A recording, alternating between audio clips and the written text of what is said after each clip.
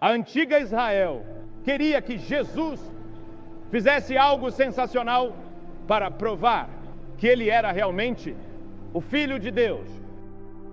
Mas Jesus está dizendo nesta passagem: vocês estão buscando um sinal? Muito bem, eu lhes darei um sinal. Eu sou o sinal. Agora, quando você se depara com Jesus, qual é a sua reação?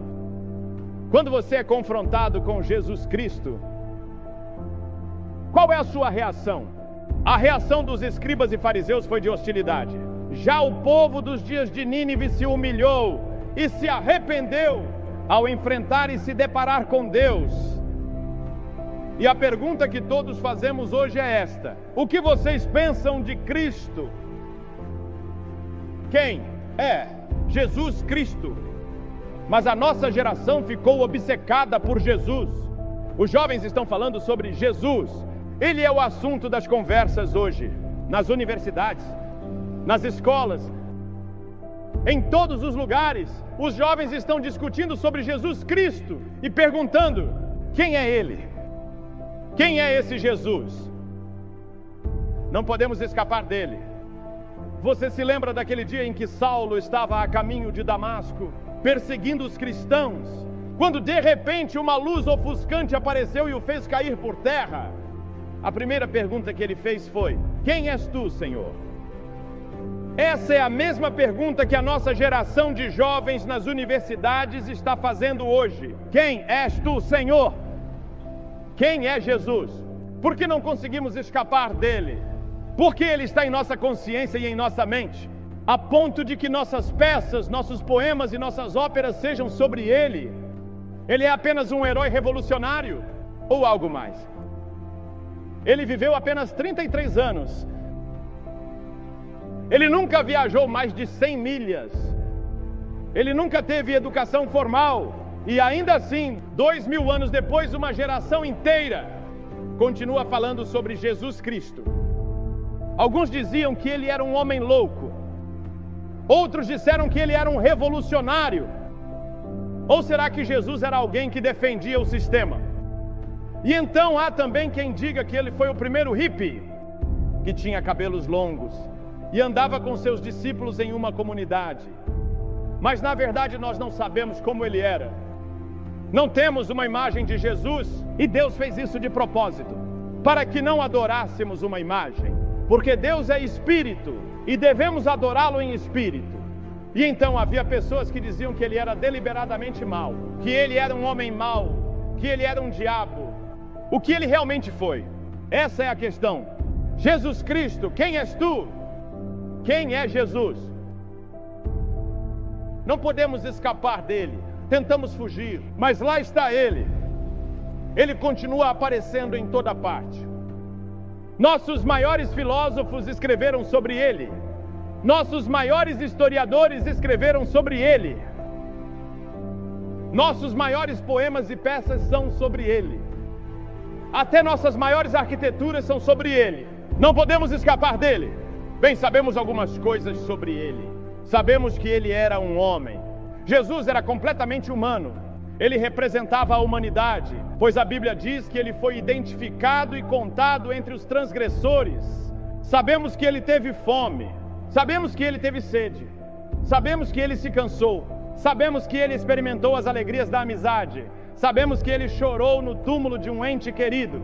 Sabemos que ele possuía todas as características de um homem. E ainda assim, de forma muito interessante, a Bíblia diz que ele nunca cometeu pecado. Na verdade, ele se colocou diante do povo de sua geração e disse: nunca cometi um pecado. Ele disse: qual de vocês pode me acusar de algum pecado? Eles não podiam dizer nada. Todos nós somos pecadores. Mas Jesus passou por todo tipo de tentação, assim como nós. E não há provação, teste ou tentação que Jesus não tenha enfrentado antes de você. E ele resistiu e venceu tudo. Ele era um homem, um ser humano, mas era mais do que isso. Ele declarou ser o único filho, unigênito, encarnado de Deus. De fato, ele afirmou pré-existência. A Escritura diz: no princípio era o Verbo, e o Verbo estava com Deus, e o Verbo era Deus. Antes do tempo começar, ele já existia. Ele disse: antes de Abraão nascer, eu sou. Eu existo eternamente. Ele se levantou e disse: eu sou Deus. Ele é, porque sempre existiu. De eternidade a eternidade ele é Deus, a Bíblia diz. E o Verbo se fez carne e habitou entre nós. Em outras palavras, o Verbo, a palavra de Deus, o Deus eterno, se fez carne na pessoa de Jesus Cristo e viveu como um homem no mundo. É isso que a Bíblia ensina. Você precisa aceitar que ele não foi apenas mais um revolucionário, ele não foi apenas mais um hippie, ele não foi apenas mais um grande homem, ele era Deus em carne e osso. E toda a ética que ele ensinou, nenhum homem nunca ensinou como ele. Se alguém lhe bater numa face, ele diz: ofereça também a outra. Jesus ensinou que devemos perdoar. Ele ensinou uma revolução na maneira como devemos viver. Ele nos ensinou que não são apenas as ações exteriores que Deus julga, mas também os pensamentos e intenções internas. Ele disse: Moisés nos ensinou nos 10 mandamentos: não cometerás adultério. Mas eu vos digo que se alguém olhar para uma mulher com desejo impuro, já cometeu adultério em seu coração. Ele disse: vocês ouviram o que foi dito aos seus antepassados: não matarás. Mas eu lhes digo que qualquer que se irar contra seu irmão estará sujeito a julgamento. Ele elevou a ética humana ao mais alto nível e exigiu que vivamos esse tipo de vida, porque ele mesmo viveu esse tipo de vida. Como você explica Jesus? Jesus Cristo, tu és quem dizes ser? Ele acalmou o mar. Ele tinha poder sobre a natureza. Ele podia pegar um relâmpago e lançá-lo de volta às nuvens. Ele tem poder sobre a natureza. Por quê? Porque ele é o Deus da natureza. São suas leis e elas o obedecem. Ele tinha autoridade sobre as doenças. Jesus fez cegos enxergarem, fez surdos ouvirem, fez mudos falarem. Ele ressuscitou os mortos, de acordo com o registro. Ele tinha autoridade sobre os demônios. E então, olhe para a morte que ele teve. Algum homem já morreu como Jesus? A terra tremeu, as rochas se partiram, os sepulcros se abriram, até mesmo os soldados confessaram: verdadeiramente este era o Filho de Deus. Qualquer um que veja Jesus naquela cruz e não seja tocado tem um coração de pedra. Primeiro tiraram as roupas dele, depois pegaram longas tiras de couro com esferas de aço ou chumbo nas pontas e o açoitaram nas costas, até que ele mal pudesse ficar de pé. Então colocaram uma coroa de espinhos sobre sua testa e seu rosto começou a sangrar. Eles riram dele, cuspiram nele e zombaram dele. Com um simples estalar de dedos, 72 mil anjos já haviam desembainhado suas espadas, prontos para resgatá-lo e varrer este planeta da existência do universo. E Jesus disse: não, pois para isto nasci. Não digam que esta é uma religião de homens brancos ou de homens negros.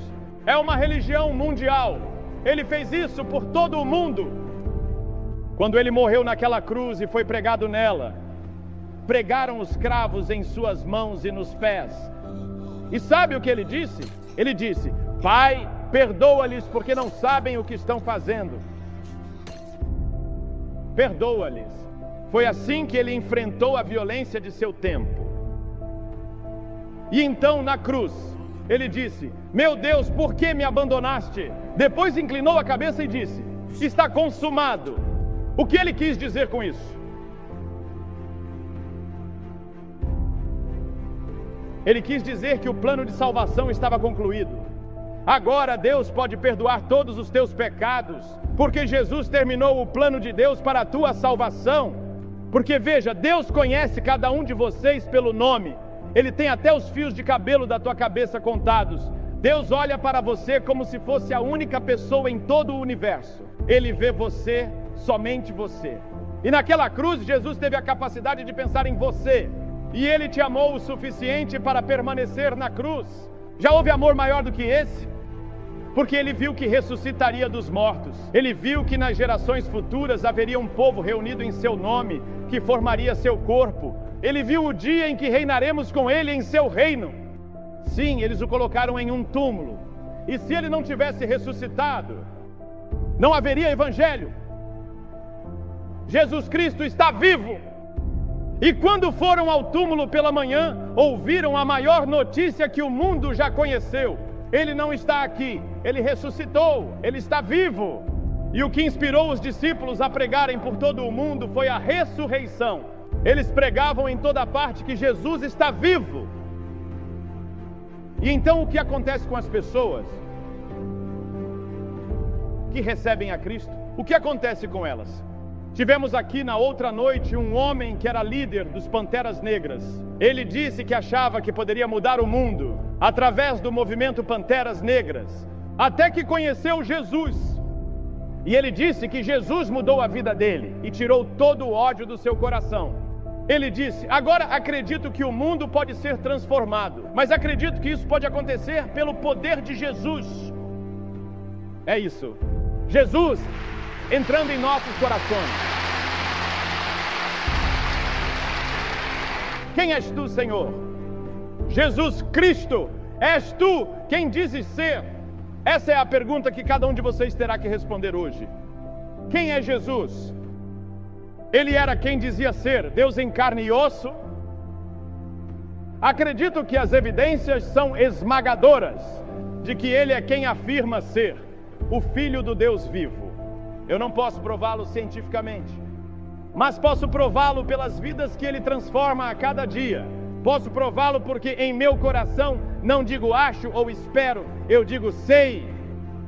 E você sabe, há outro elemento em nossas vidas sobre o qual não pensamos muito, e esse é o elemento da fé. Você pensa na fé que você tem que ter todos os dias? Você tem que ter fé de que sua esposa não colocou veneno no seu café esta manhã. Você tem que ter fé. Ela até pode ter tido vontade, mas não fez.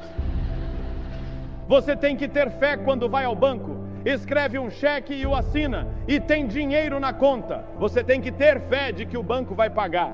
Tudo o que fazemos é por fé. Muito bem, pegue essa mesma fé e coloque em Jesus Cristo como teu Senhor e Salvador, e você saberá quem Jesus é.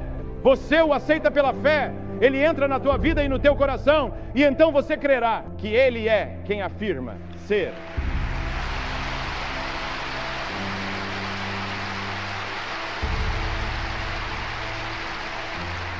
Paulo, naquela estrada para Damasco, também fez outra pergunta: o que queres que eu faça, Senhor? E Jesus respondeu: levanta-te e vai. Eu te digo agora, levanta-te e vem a Ele. Aceite-o como teu Senhor, Salvador e Mestre, como Filho de Deus, e Ele entrará no teu coração, perdoará teus pecados e transformará a tua vida.